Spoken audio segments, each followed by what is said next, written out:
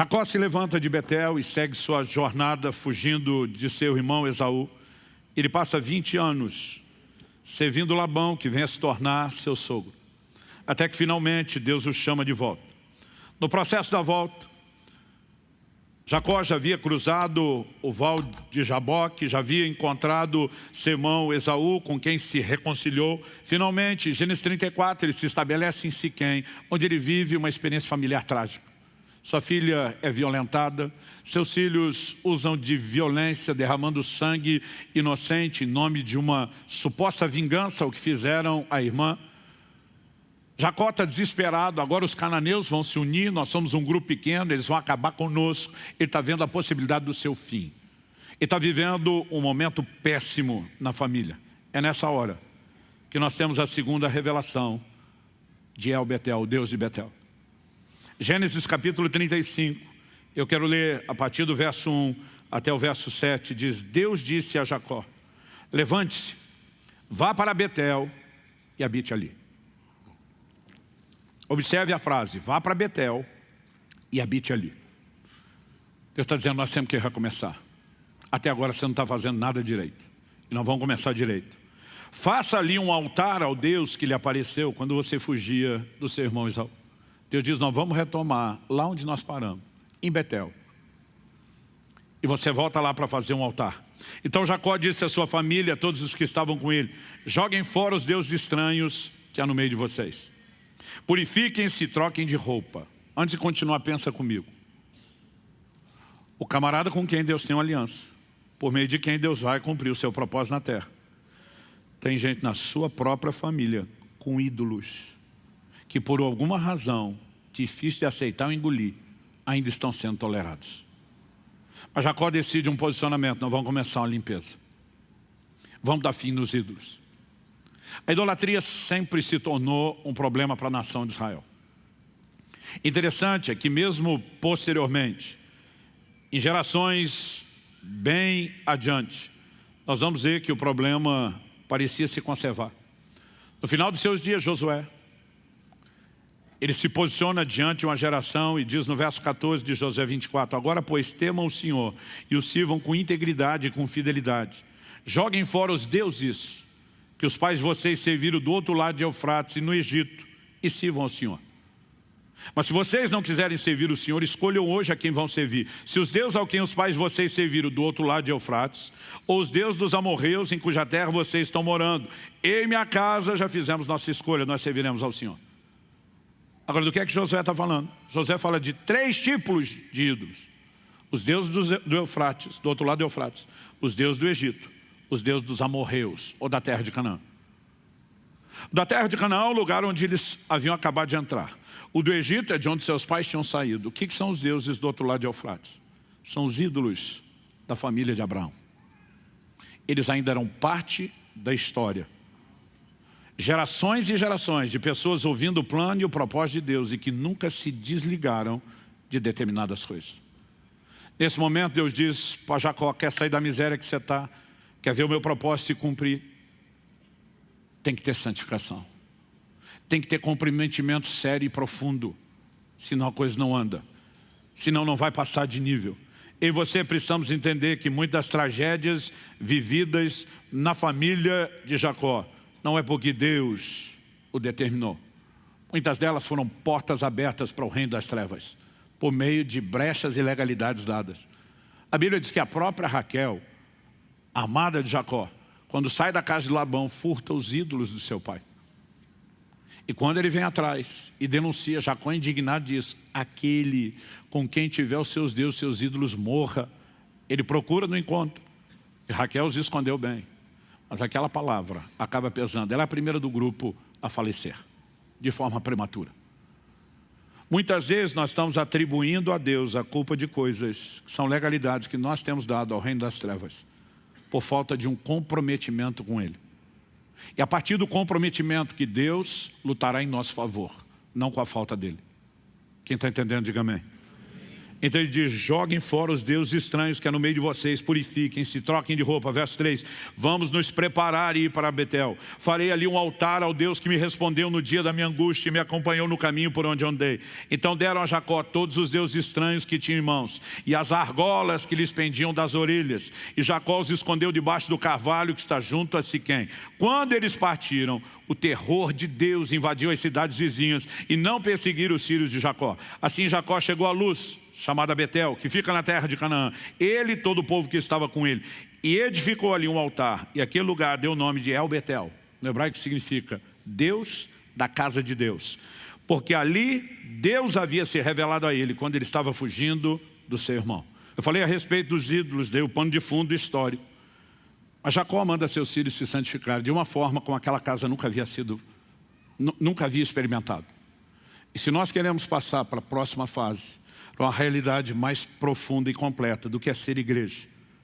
Não um lugar onde frequentamos, não uma mera comunidade onde participamos, mas a porta dos céus. Nós precisamos entender que santificação é inegociável. Abra sua Bíblia comigo em 2ª carta de Paulo aos Coríntios, no capítulo 6. 2ª carta de Paulo aos Coríntios, capítulo 6. No verso 16... ele pergunta, que ligação há entre o santuário de Deus e os ídolos? Não faz o menor sentido você imaginar a ideia de santuário, casa de Deus, e tentar conectar isso com a presença de ídolos, de falsos deuses. Depois de perguntar isso, ele diz, porque nós somos santuário do Deus vivo. Como ele próprio disse, e agora vem citação de texto do Antigo Testamento, habitarei, andarei entre eles, serei o seu Deus, eles serão o meu povo. Por isso, e agora se tem uma conexão, que junto um raciocínio sendo construído, a conclusão a que se chega, por isso o Senhor diz, saiam do meio deles, separem-se deles, não toquem coisa impura e eu os receberei. Deus está dizendo, para viver a realidade da manifestação da minha presença, habitarei, andarei entre eles, serei o seu Deus. Vocês precisam de se separarem, de se purificarem, de se santificarem. Então ele diz, e eu os receberei. E ele segue afirmando, serei o pai de vocês, e vocês serão meus filhos e minhas filhas, diz o Senhor Todo-Poderoso. Mas na sequência, tem uma mudança de capítulo, mas não de raciocínio, porque a Bíblia não foi escrita em capítulos e versículos. Essa divisão é posterior. Aliás, a Bíblia só foi dividida em capítulos no ano 1200 da nossa era cristã. 300 anos depois, dividida em versículos, quando o Brasil já tinha sido descoberto. Essa divisão aconteceu posteriormente só para nos ajudar a achar. E a gente precisa parar com essa mania de mudou o capítulo, mudou o assunto. Tem divisões que foram muito mal feitas. Ele começa, portanto, de novo nós temos aqui um elo de ligação. Portanto, meus amados, tendo tais promessas. Quais promessas? A dos versículos 16, 17 e 18. 16, habitarei e andarei entre eles, serei o seu Deus, eles serão meu povo. No 17, eu os receberei. No 18, eu serei o pai de vocês, vocês serão meus filhos e filhas. Tendo tais promessas, todas elas falando de comunhão, de intimidade, de poder desfrutar a presença dele. Purifiquemo-nos de toda impureza, tanto da carne como do espírito, aperfeiçoando a nossa santidade no temor de Deus. E um de nós nega que quando você veio a Cristo, passou por uma santificação inicial. Ela é tudo que eu e você precisávamos, de jeito nenhum. Era só o pontapé inicial. A Bíblia fala de um aperfeiçoar na santidade. Eu e você precisamos de crescimento. Eu e você precisamos de um nível de comprometimento com Deus que não tínhamos antes. Hoje precisamos viver. E amanhã precisamos entrar num nível de comprometimento maior. A santificação precisa ser aperfeiçoada no temor de Deus. Quando Jacó entende a manifestação da presença de Deus em Betel, ele diz, quão temível é esse lugar. É impossível você ter consciência da presença de Deus sem que isso gere temor. Quando Isaías tem a revelação de Deus assentado no seu alto sublime trono, os serafins à volta proclamando santo, santo, santo é o Senhor dos exércitos, e diz, ai de mim que vou perecendo. Quando eu e você começamos a ter consciência da presença, o que está errado em mim e você começa a aparecer. E eu e você precisamos entender, quanto mais Deus aflora o que ainda não foi santificado, é porque Ele está nos chamando a um processo de santificação mais profundo. E aqui eu preciso fazer uma pausa no meio da mensagem e apelar. Se você não entender santificação, você não vai a lugar nenhum. A Bíblia diz, sem santificação ninguém verá o Senhor. Tem crente que está que nem Jacó, ele estava aqui, eu não sabia. Tem outros desfrutando, tem outros experimentando, ele não. E o que eu disse que eu vou apelar é o seguinte: não tem como você viver santificação sem entender a doutrina bíblica, sem ser alimentado pela fé que só a Bíblia pode te promover para que você viva o que precisa ser vivido. Romanos 1,17 diz que a justiça de Deus se revela no Evangelho de fé em fé. Não é fé só para conversão. Tudo que nós vamos experimentar, toda a santificação depende de fé. Como que eu e você temos fé? A Bíblia diz a fé vem por ouvir, e ouvir a palavra de Cristo. Nós estamos anunciando, dia 4 de outubro, uma overdose de ensino sobre santificação. Mas tem crente olhando para isso, dizendo, eu não preciso. Digo, não precisa mesmo, nem da presença de Deus que você poderia ter se santificasse. Se isso não é importante para você, Deus não é importante para você. Porque a gente luta e corre atrás de um monte de coisa que alegadamente são importantes. E aquilo que deveria ser essencial, a gente não devota tempo. Um irmão falou para mim outro dia, eu já fiz 105 edições dessa conferência da Graça Transformadora. Falei outras 8 vezes fora da minha conferência, já um total de 113 vezes, a mesma coisa. Um irmão falou para mim quando eu passei de 50, que dó de você, pastor. Eu falei, dó de mim por quê? Você acha que é um castigo ficar repetindo as mesmas coisas? Falei, quando eu repito, minha informação não aumenta, mas a minha convicção fortalece. Eu falei, eu não sei se Deus mandou eu rodar esse Brasil todo por causa dos outros ou por causa de mim. Porque quanto mais eu bato na mesma tecla, esse negócio está me enlouquecendo, está me surtando, o nível de fé vai subindo, vai crescendo. Olhei para aquele cara e falei, dó de tu, que mal ouviu uma vez e acha que não precisa de mais nada. Eu quero ser honesto com você nessa manhã. Você quer ir longe em Deus, vai ter que mexer o corpinho, vai ter que entender os princípios, vai ter que corresponder com Ele. Senão você vai estar confinado a um lugar de mediocridade.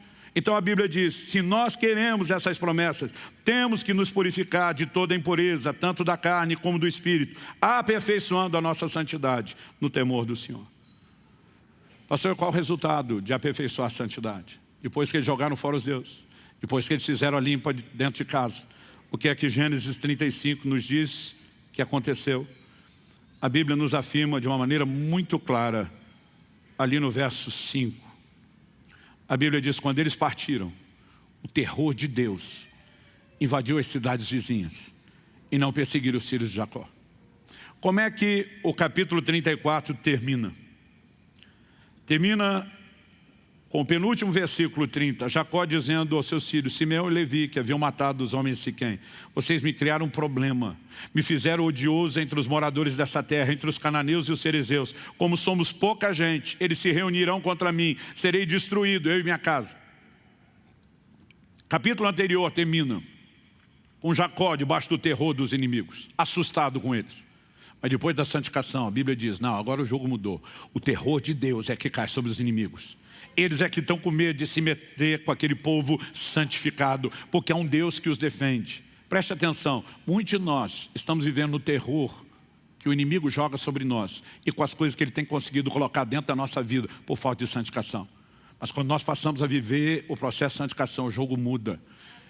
Deus é que vai tocar o terror no inimigo. Jesus diz, quer entender como funciona a minha casa, edificarei a minha igreja, as portas do inferno não prevalecerão. Não tem que ter medo do inferno, o inferno tem que ter medo da gente. A Bíblia diz que aquele que está em nós ainda é maior do que aquele que está no mundo. O crente que se aperfeiçoa na santidade, ele passa a viver não no terror do inimigo, ele passa a tocar o terror no inimigo. E sabe, os resultados é que o sobrenatural vem, e como diria o mineiro do interior, vem de com força. Deus está nos chamando a passar de fase. Deus está nos chamando ao novo tempo. E a escolha se vamos corresponder ou não, pertence a cada um de nós. Eu particularmente tomei uma decisão. Anos atrás ouvi uma frase que é atribuída a Stephen Olford. Ele diz, a espera de um avivamento coletivo não deveria ser a desculpa para não viver um avivamento pessoal. Eu tenho dito para Deus, enquanto estou esperando o seu povo, eles estão demorando. Eu estou indo na frente. Eu vou viver primeiro. Mas honestamente, eu não gostaria de ser o cara que vive o avivamento pessoal e tem vocês como testemunho. Eu gostaria de viver isso com vocês. Agora eu vou dizer, com ou sem vocês, estou indo. Quem quiser vem junto. Há um grito do coração de Deus. Nós estamos vivendo a estação profética. Eu creio que é tempo de passar de fase, de amadurecermos o conceito do que é ser igreja, de pararmos de brincar como se fosse meramente um clube de interesses. E nós precisamos nos conectar a esse glorioso projeto que nos foi confiado. E só há resposta para isso. Entrarmos no lugar da comunhão, da intimidade, por meio da santificação. Usamos a porta do céu para tomarmos os recursos e trazemos dos céus sobre a terra a manifestação da vontade de Deus, das leis de Deus, do governo de Deus, da autoridade de Deus sobre a nossa vida e sobre as pessoas que estão nessa porta. E aí nós vamos ver Deus tocar o terror no inimigo, em vez da gente viver do terror do inimigo. A Bíblia diz, resistir ao diabo, ele fugirá de vós. Enquanto nós podemos botar o diabo para correr. E como que isso acontece? Primeiro o texto diz, sujeitai-vos, portanto, a Deus. E resistir ao diabo, ele fugirá de vós. E você só temos força para botar o inimigo para correr, quando nos sujeitamos a Deus. Agora, tem uns crentes que não estão sujeitando a Deus. Eles botaram o inimigo para correr de um outro jeito. O cão está correndo atrás deles e eles estão fugindo o tempo todo. Eu prefiro botá-lo para correr de nós, não atrás de nós. Você recebe essa palavra em nome de Jesus? Feche seus olhos por um instante, vamos orar. Eu creio que avivamento e reforma caminham juntos. Nós vemos isso na Bíblia e na história. Não há avivamento sem que haja ajuste, sem que haja alinhamento aos princípios de Deus. Em Atos, no capítulo 3, a partir do verso 19, Pedro chama as pessoas ao arrependimento, à conversão e diz para que venham os tempos de refrigério. Tempos de visitação de Deus só vem depois de arrependimento e ajuste. Mas ele não fala só dos tempos de refrigério. Ele diz, envie-lhe o Cristo, o qual convém que os céus segurem até o tempo da restauração de todas as coisas. O tempo do fim, que precederá a vinda do Senhor Jesus, será marcado pela restauração de todas as coisas. Se nós queremos viver a glória que a igreja do livro de Atos experimentava no seu início, nós precisamos restaurar a conduta, as práticas, os princípios, porque não há avivamento sem reforma. E eu gostaria que você pudesse ter um momento de oração agora, colocando diante de Deus a sua vida, honestamente se avaliando, se questionando e se perguntando, estou levando o conceito de igreja e de casa de Deus a sério? Ou talvez eu só estou brincando de ser crente? Talvez seja a hora de olhar para a sua própria vida e perguntar, que ídolos ainda permanecem na história da minha vida, que não foram entregues, que não foram renunciados, que não foram descartados, que não foram abandonados no meio do caminho? Que tipo de mudança e preparação eu preciso para ir a Betel, levantar um altar e não apenas desfrutar da presença, mas exercer sacerdócio? O que eu preciso para sair do lugar onde, em vez de viver o terror do inimigo, Deus é que vai tocar o terror nos inimigos?